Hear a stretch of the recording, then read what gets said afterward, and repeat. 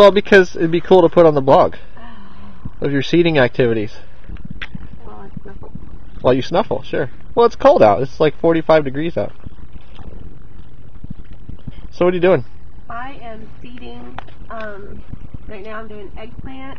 I've done orange bell peppers and Florida high bush eggplant, and about to start on the tomatoes after that. Cool. So you're using a mixture of what, peat and perlite, which is kind of like a seed starting sort of mixture? I hate to admit it, I use store-bought. Oh, store-bought. Yeah, I found that it's easier just to pop the things in, quite frankly. So, and the grain is nice and small, and it's got a good mix, and that way I don't suck up a lot of vermiculite or whatever. Yeah. Has it got any kind of fertilizer in there? No. No? So it's just like, just coarse medium? Yeah. Well, it's fine medium. Or fine medium, I'm sorry. Yeah. You don't want coarse medium. And that's one of the problems. Like, I tried mixing my own a few years ago, and it didn't work very well because it's too, you really have to grind it down to make it work. But here's my labeling system. Duct tape. Duct tape works. Duct tape works, and nobody will tell you this, but most of the stuff washes off these little plastic tabs. Yep. So I usually just use duct tape. Works really well. So you got quite a bit of stuff here. Good I mean, deal. you got like, this is like greenhouse explosion. But we usually grow about 5 different types of tomatoes. Yep. So it's important to have a big choice. And I'm planting sweet banana peppers.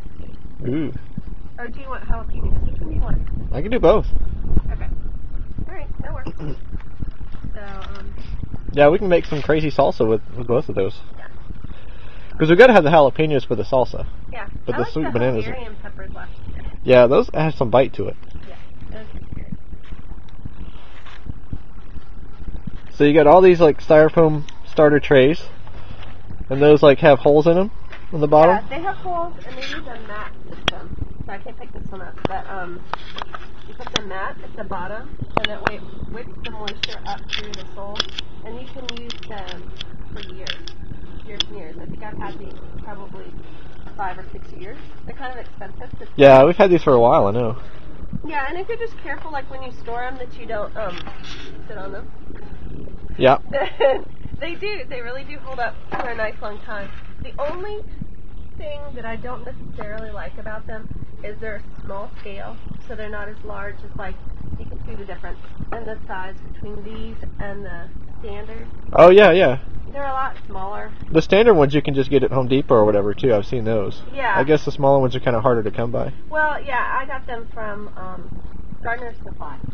Ah. And they're expensive, but I like them, and I find especially for little things with delicate roots, they're really good. They're Yeah. really good. And I've never had a problem with things drying out with them. So, like, you can go on vacation and these fine.